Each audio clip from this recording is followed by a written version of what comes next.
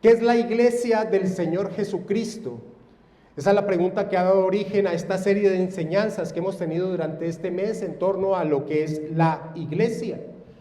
Y hemos visto la naturaleza de la iglesia, es decir, sobre qué fundamento se soporta ella, quiénes la componen, cuál es el objetivo de su existencia.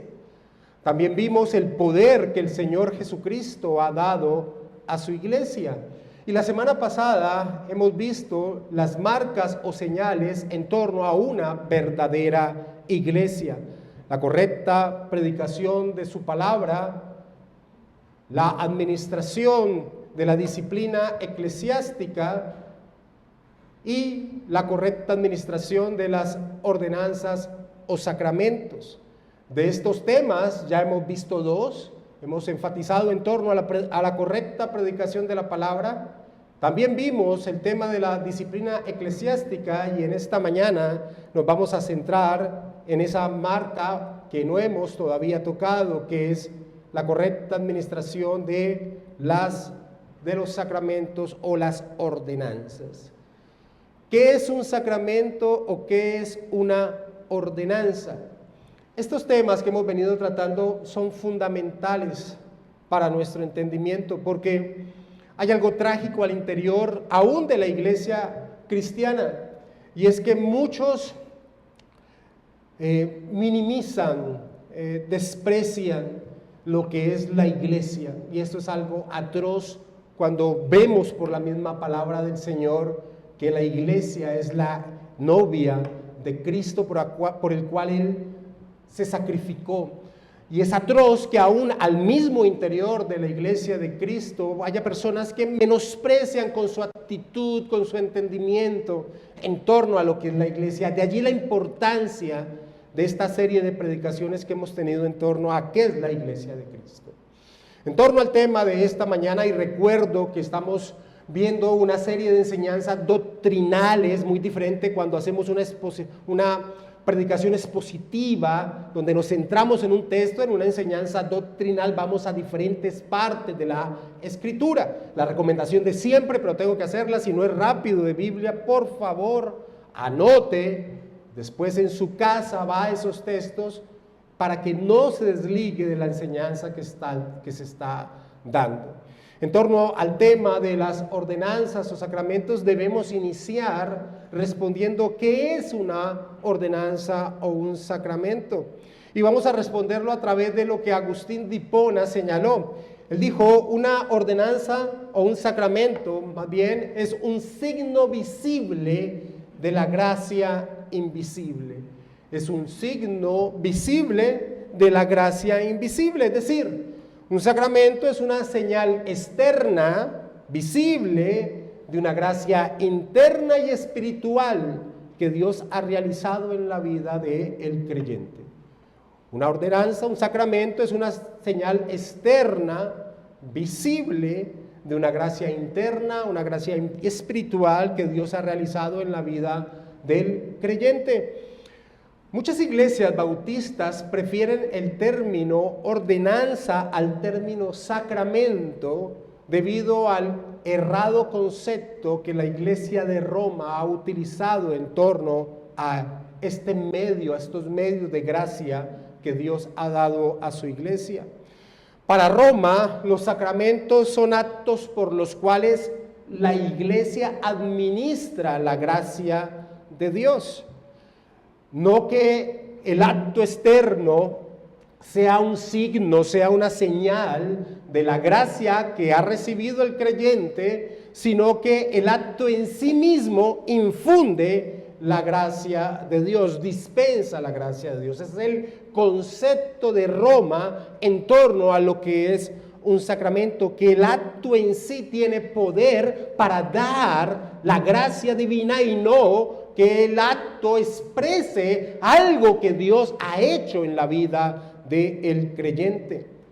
Para Roma, y tengo que iniciar señalando lo que es un sacramento para Roma por el contexto en el cual nosotros hemos nacido, la mayoría de nosotros. Para Roma, el beneficio que reciben aquellos que se les administra el sacramento, para Roma ese beneficio no depende del entendimiento de lo que el sacramento, de lo que el acto está expresando, sino que el acto en sí mismo tiene el poder de dar el beneficio espiritual, la gracia espiritual.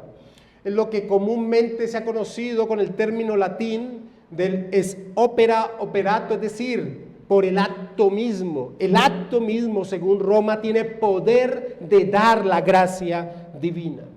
Es por eso que ellos, en torno al sacramento del bautismo, ellos lo administran a un bebé que no es consciente de lo que está sucediendo, pues según su concepto de sacramentos, es el acto en sí mismo quien tiene el poder, en el caso del bautismo, de limpiar el pecado con que todo hombre nace e infundirle la justicia de Dios al bebé y dejarlo en un estado de gracia, por el concepto que tiene Roma en torno a lo que es un sacramento, que el acto en sí mismo tiene el poder de dispensar la gracia.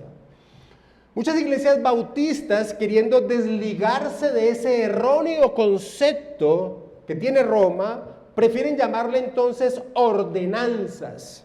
Y esto porque son los mandatos que encontramos en las Escrituras que el Señor Jesucristo dio a su iglesia para que su iglesia fuera beneficiada a través de participar de estos actos externos. Las ordenanzas o sacramentos, el acto en sí, no tienen poder propio. Son medios de gracia cuando están unidos a la fe de quien los realiza. Cuando el que participa de ellos es consciente del signo, de la señal que se está expresando a través del acto. Entendiendo esto y entendiendo por qué entonces muchas iglesias bautistas utilizan el término ordenanzas para desligarse de ese concepto errado, surge la pregunta de por qué entonces seguimos diciéndoles sacramentos. Y la respuesta es porque queremos evitar el otro lado erróneo en torno al tema de las ordenanzas o sacramentos.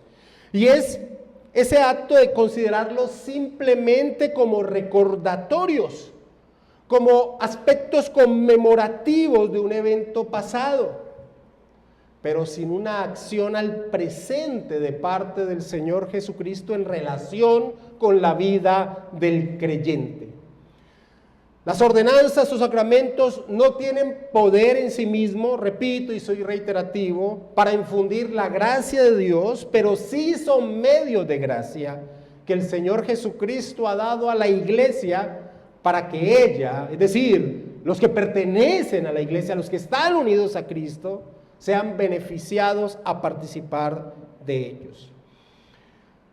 Esta palabra, sacramento, era utilizada cuando los soldados romanos hacían una profesión pública de obedecer a sus jefes militares hasta la muerte. Esa palabra era utilizada en ese contexto. Y bajo ese contexto los creyentes la utilizaron para señalar la unión de la vida del creyente en torno a Cristo. Tomaron esa expresión que se utilizaba cuando un soldado romano vinculaba su vida en torno a la defensa de sus jefes militares. Los creyentes tomaron ese vínculo en torno a esa unión de vida con la persona del Señor Jesucristo. Entendiendo entonces que es una ordenanza o un sacramento y entendiendo que estos son medios de gracia, es decir, repito, un medio de gracia es la manera en que el creyente, apropiándose de este acto, excita, impulsa su vida en pos de crecer de santidad. Entremos a responder preguntas relacionadas con las ordenanzas o sacramentos. Y la primera de ellas es: ¿cuántas ordenanzas o sacramentos hay? Y es importante esa pregunta por nuestro contexto en el cual hemos nacido. Y la respuesta es 2. Hay 2 ordenanzas o sacramentos que el Señor Jesucristo dio a su iglesia: el bautismo y el participar en la cena del Señor. Nuestro Señor Jesucristo solo ordenó dos señales o signos externos que sus discípulos debían realizar. Por el contrario, Roma ha enseñado, como es característico de ellos, desvinculándose de la indicación directa de las Escrituras, Roma ha enseñado 5 más adicionándoles a estos dos. Roma ha enseñado, además del bautismo y lo que ellos llaman la Eucaristía o acción de gracias, ha adicionado la confirmación, la penitencia, los oficios o órdenes sacerdotales, el matrimonio y la extrema unción, los cuales estos 5 sacramentos que Roma adiciona según su entendimiento, errado, antibíblico, sin soporte escritural, para ellos entonces son 7 sacramentos, pero en la Escritura encontramos solamente 2 ordenanzas o sacramentos instituidos y ordenados por nuestro Señor Jesucristo.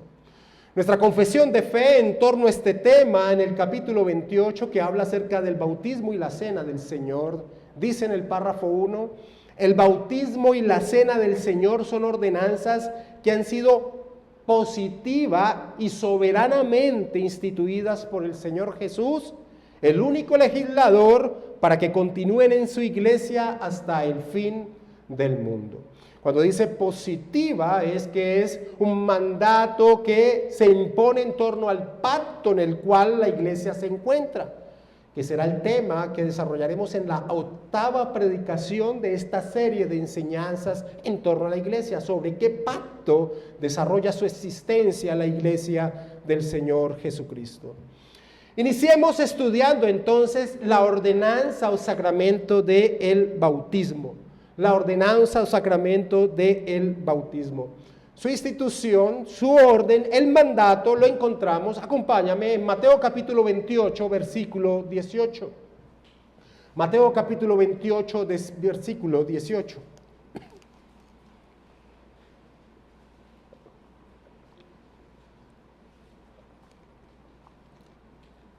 Y Jesús se acercó y les habló diciendo: toda potestad me es dada en el cielo y en la tierra.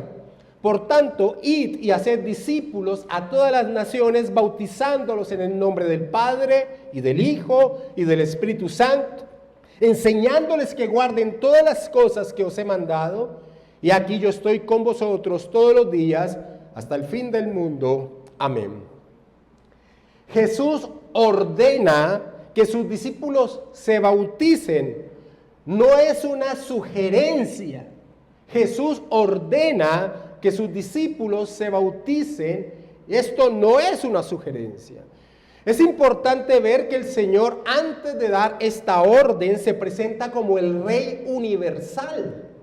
Él dice: toda potestad me es dada en el cielo y en la tierra. Todo el poder del universo me ha sido delegado en torno a la persona del hombre Dios, que ha cumplido perfectamente el plan redentor.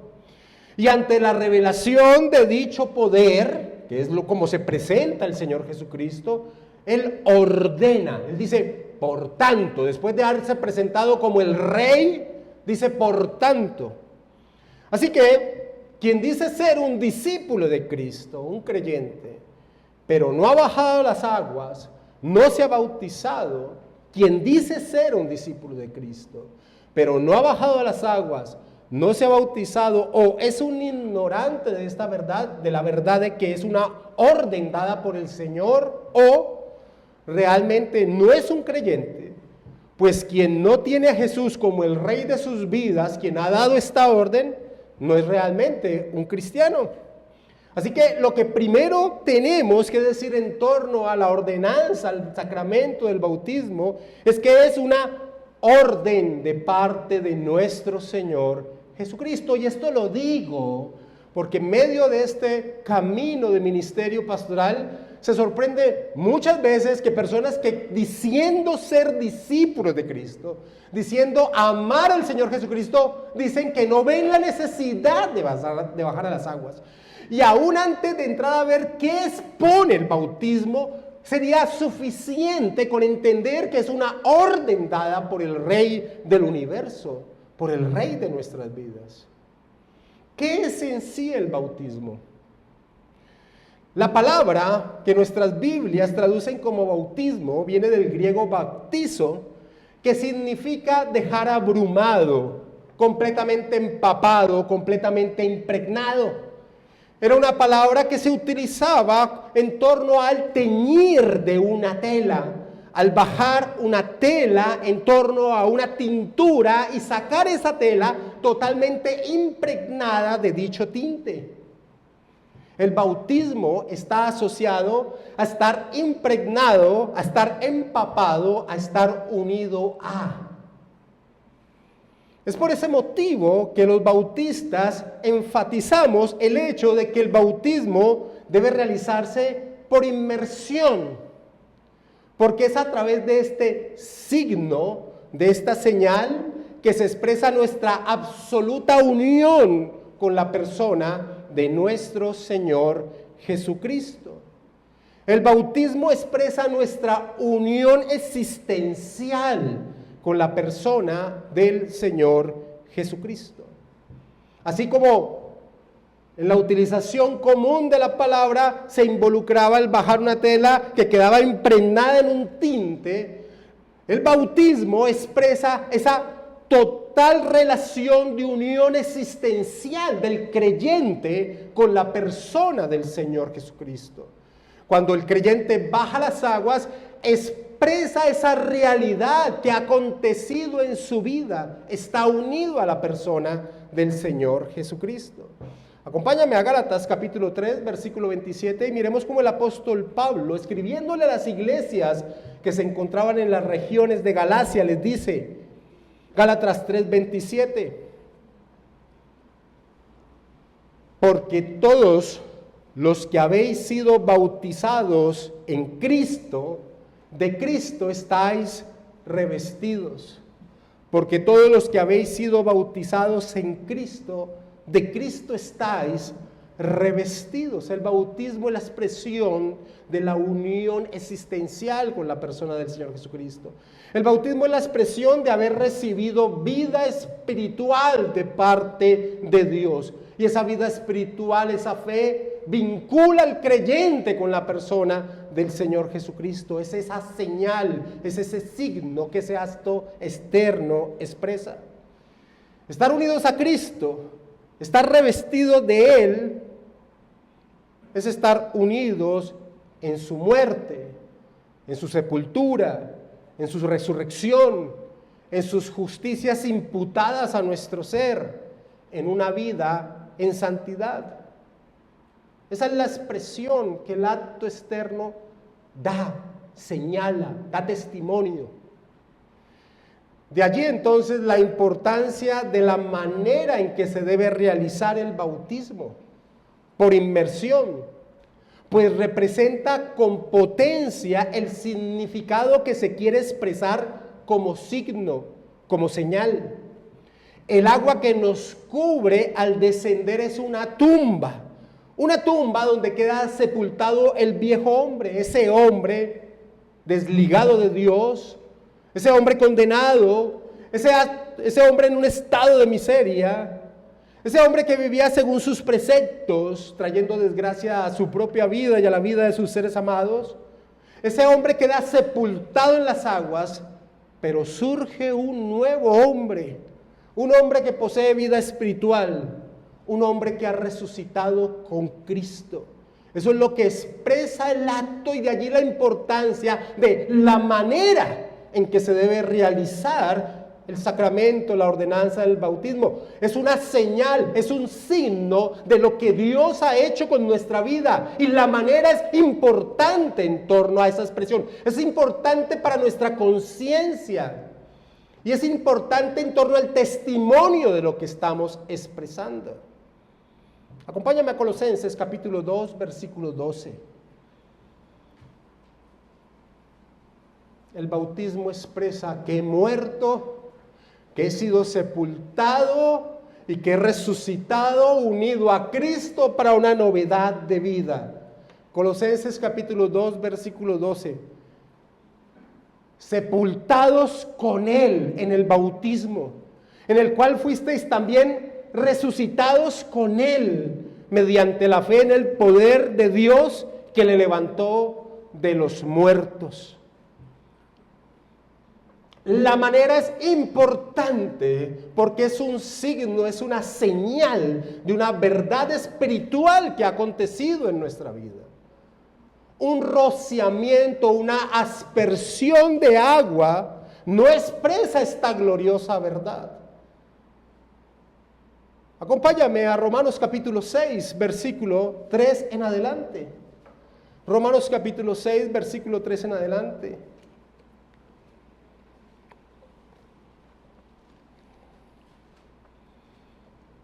¿O no sabéis, dice el apóstol Pablo, que todos los que hemos sido bautizados en Cristo Jesús, hemos sido bautizados en su muerte? Porque somos sepultados juntamente con Él para muerte por el bautismo, a fin de que como Cristo resucitó de los muertos por la gloria del Padre, así también nosotros andemos en vida nueva. La iglesia naciente, la iglesia del siglo I, la iglesia que se conoce como la iglesia primitiva, tenía claro que esta ordenanza de parte del Señor Jesucristo debía realizarse de esta manera. Miremos una ilustración, un ejemplo, en torno al bautismo del conocido eunuco etíope en Hechos capítulo 8, versículo 38. Hechos capítulo 8, versículo 38. Felipe comparte el evangelio a este eunuco etíope a través de las escrituras, lo que para nosotros es Isaías capítulo 53. Felipe comparte el evangelio, este hombre cree, y en medio de ese camino entonces manda parar el carro porque ve aguas, y dice la escritura del versículo 38, y mandó parar el carro y descendieron ambos al agua, Felipe y el eunuco, y le bautizó. Cuando subieron del agua, el Espíritu del Señor arrebató a Felipe, y el eunuco no le vio más y siguió gozoso su camino.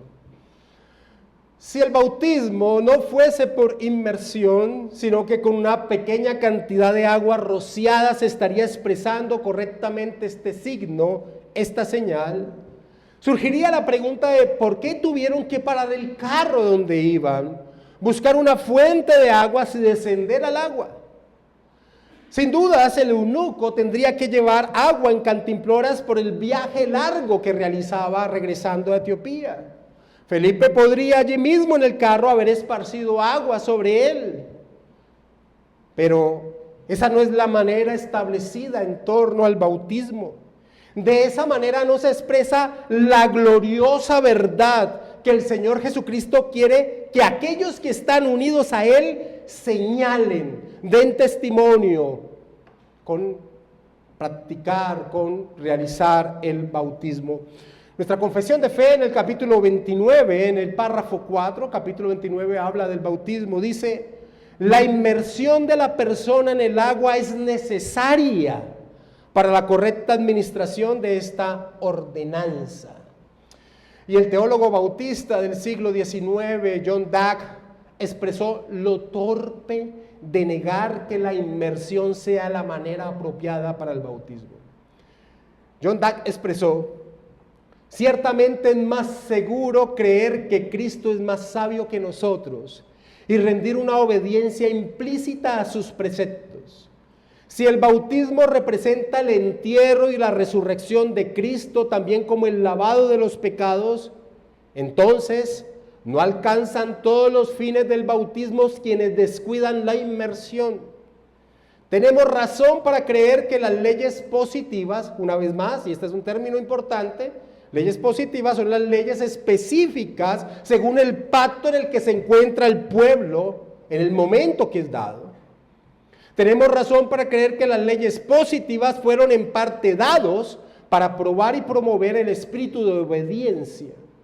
Quienes no cumplen estrictamente con los divinos preceptos, no solo no logran estos fines que la sabiduría infinita tenía en mente, sino que contrarrestan los designios del legislador, termina señalando Dag.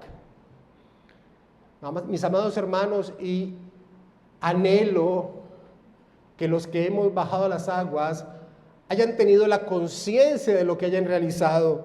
Cuando un creyente baja a las aguas, es un momento imborrable en tu existencia. Es un momento que viene una y otra vez a tu corazón, de lo que expresaste, de lo que el signo señaló.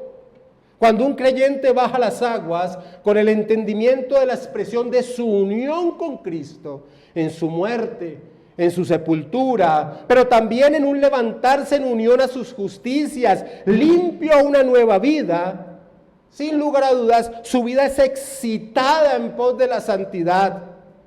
Y es allí donde este acto sin dudas cumple la función dada por el Señor de la iglesia, convertirse en un medio de gracia, en un medio de gracia.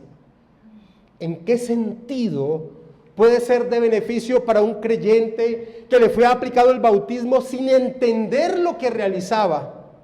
Como cuando se aplica a un bebé, o como cuando se lleva una masa de personas a un supuesto retiro y sin el entendimiento del evangelio se lleva al bautismo a una cantidad de personas que solamente realizan un acto por una presión del momento. ¿En qué sentido se puede convertir eso en un medio de gracia?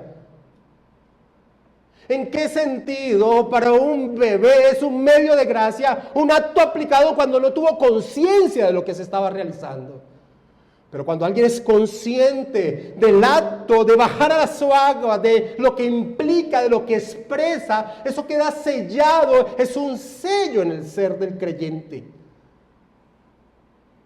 Nuestra confesión de fe en el capítulo 29, en el párrafo 1, en el capítulo del bautismo, dice: el bautismo es una ordenanza del Nuevo Testamento instituida por Jesucristo, con el fin de ser para la persona bautizada una señal de su comunión con Él en su muerte y resurrección, de estar injertado en Él, de la remisión de pecados y de su entrega a Dios por medio de Jesucristo para vivir y andar en novedad de vida.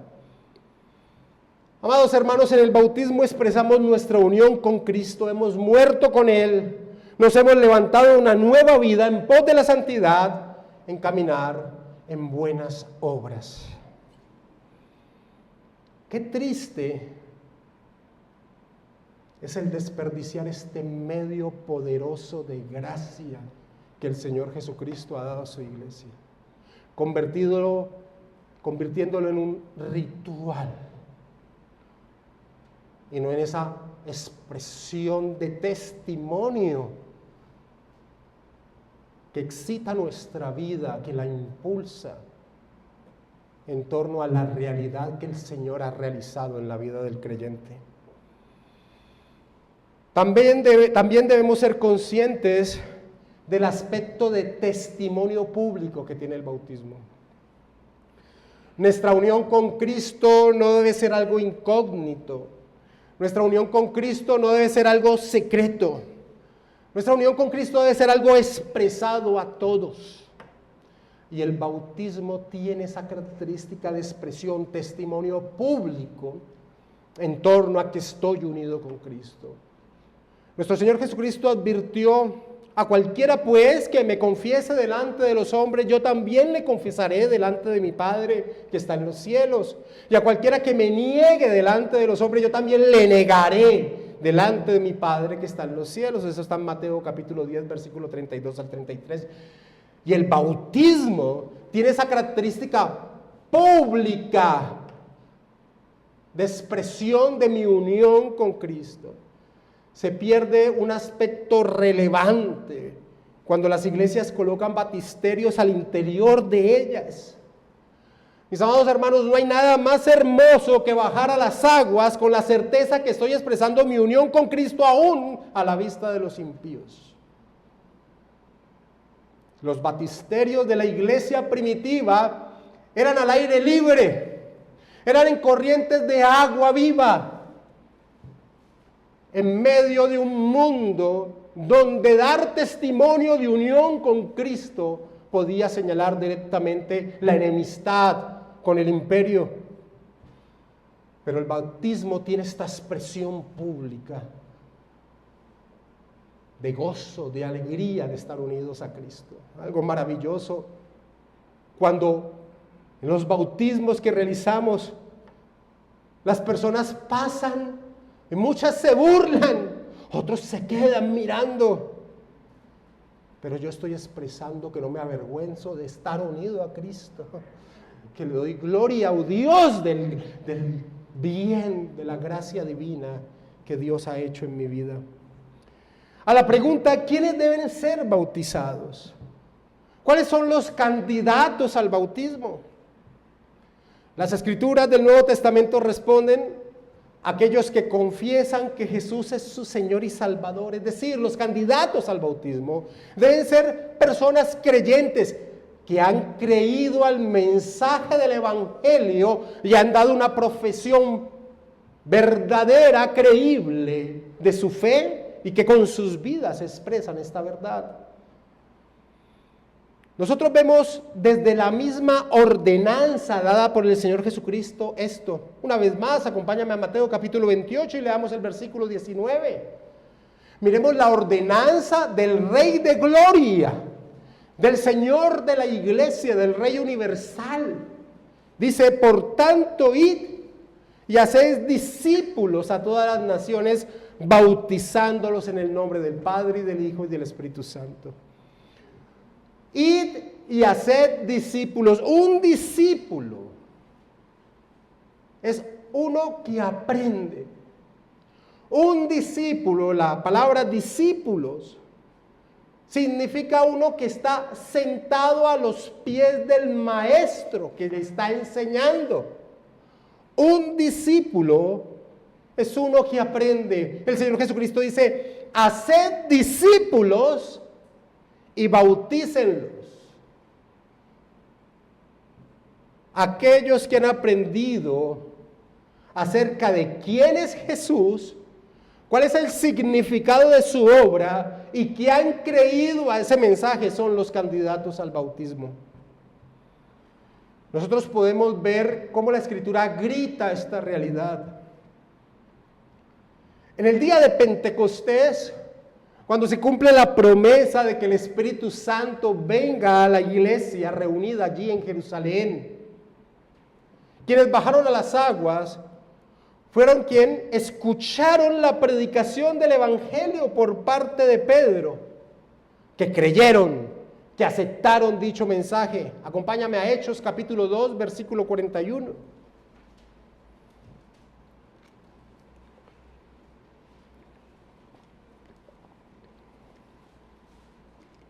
Así que, dice Lucas, los que recibieron su palabra fueron bautizados. Los que recibieron su palabra, los que escucharon la predicación de Pedro, que expresaba quién era Jesús y que cumplía las promesas del Antiguo Testamento, de las Sagradas Escrituras, los que escucharon su palabra fueron bautizados, y se añadieron aquel día como 3,000 personas. El otro evento paradigmático que Hechos nos narra es la conversión de samaritanos. Recuerda que el libro de los Hechos es la expansión de la iglesia. El otro hecho paradigmático fue la conversión de aquellos que eran despreciados por los judíos, los samaritanos. Los samaritanos creyeron el mensaje del evangelio que Felipe les predicó y bajaron a las aguas. Hechos capítulo 8, versículo 12.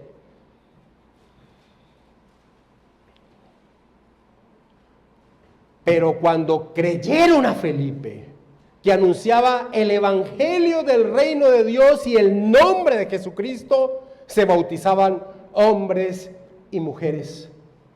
El otro hecho paradigmático es la conversión de los gentiles, que Hechos de los Apóstoles narra en torno a la conversión de Cornelio y los que estaban en su hogar.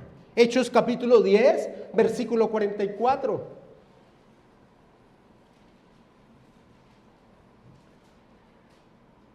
Mientras aún hablaba Pedro estas palabras, ¿cuáles? Las palabras del Evangelio. El Señor le había ordenado a Cornelio que fuese a traer a Pedro, que se encontraba en Jope, para que les hablara la verdad, y ellos lo escucharon. Y dice, mientras aún hablaba Pedro estas palabras, el Espíritu Santo cayó sobre todos los que oían el discurso, y los fieles de la circuncisión que habían venido con Pedro se quedaron atónitos de que también sobre los gentiles se derramase el don del Espíritu Santo, porque los oían que hablaban en lenguas y que magnificaban a Dios. Entonces respondió Pedro, ¿puede acaso alguno impedir el agua para que no sean bautizados estos que han recibido el Espíritu también como nosotros? Y mandó bautizarles en el nombre del Señor Jesucristo. La Escritura grita el vínculo de recibir la palabra, de creer en ella y ser bautizados. Es por eso que las iglesias bautistas no bautizamos bebés. No encontramos en las Escrituras en torno a la iglesia de Cristo establecida sobre el nuevo pacto tal opción. Si el signo, si la señal expresa nuestra unión con Cristo, como la Escritura demuestra que así es, solo aquellos que han creído en el Evangelio, sobre quienes el Espíritu Santo ha venido y mora en ellos son los candidatos al bautismo. Deben dar esta expresión externa de su realidad interna. Deben dar la expresión externa de la gracia que han recibido de parte del Señor Jesucristo. Nuestros hermanos paidobautistas expresan, pero es que en el antiguo pacto se circuncidaban a los niños y el bautismo es la continuación de ese acto ahora en el nuevo pacto. A lo cual respondemos que el antiguo pacto, es decir, todo el sistema pactual del Antiguo Testamento, solo era una sombra que anunciaba la llegada de lo real. Era parte de la revelación progresiva en torno a aquel que habría de venir y su obra. La circuncisión expresaba la necesidad de la obra de Dios en el ser de una persona. La circuncisión del corazón, la regeneración, la vida espiritual. Acompáñame a Romanos capítulo 2 y miremos cómo el apóstol Pablo lo expresa esto en el versículo 28 y 29.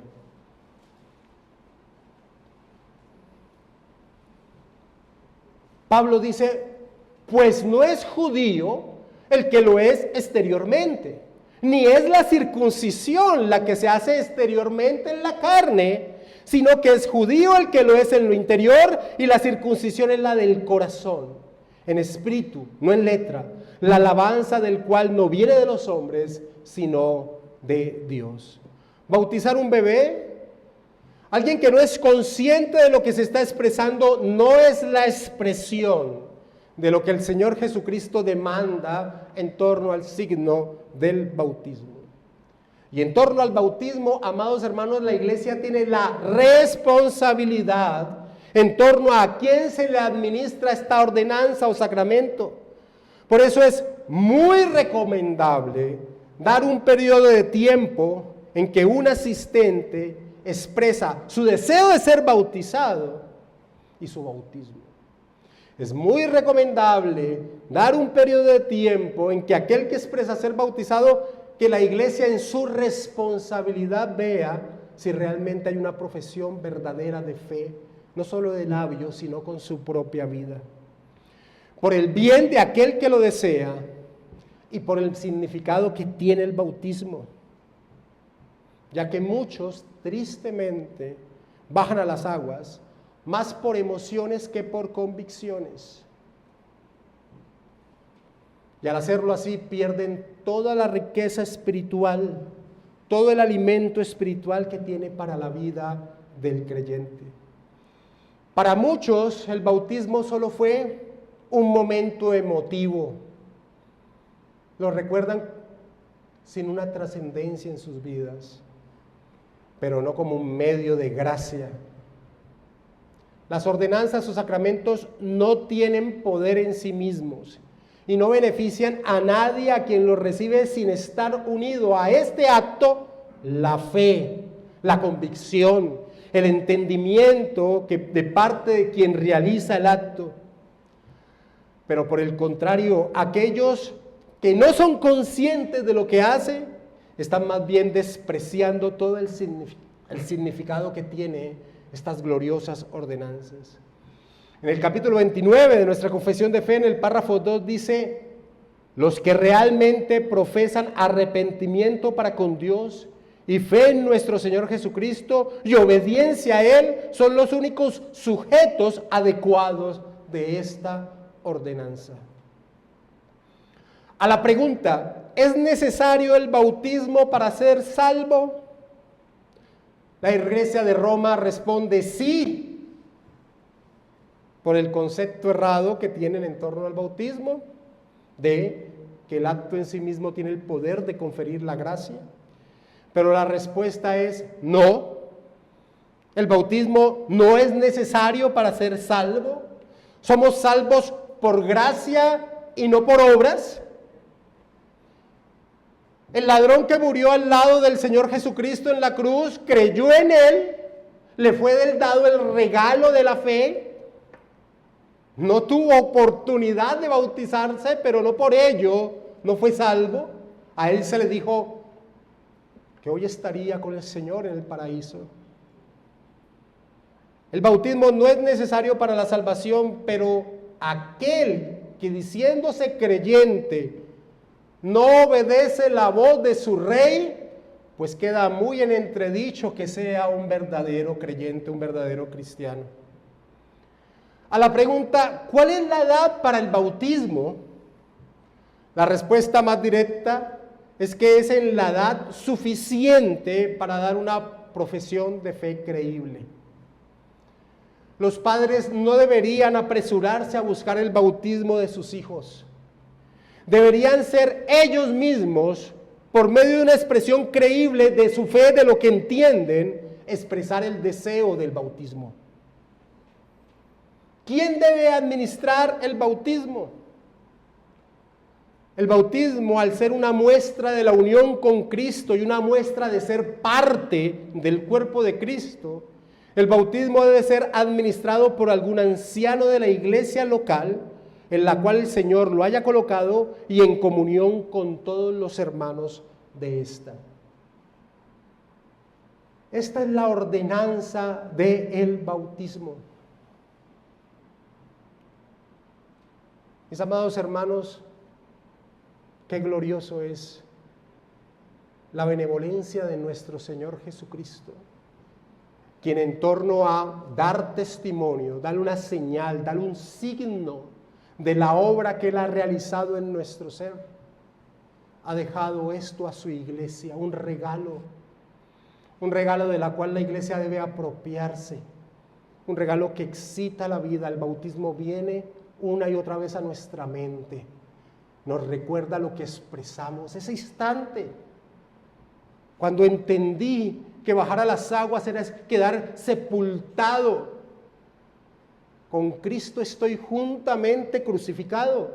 Ya no vivo yo. Es lo que se expresa cuando se baja a las aguas. Y cuando se surge de ella, es como si hubiese resucitado en unión con Él. Ya no vivo yo, mas Cristo vive en mí.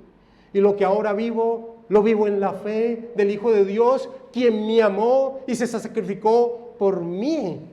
Es una potencia.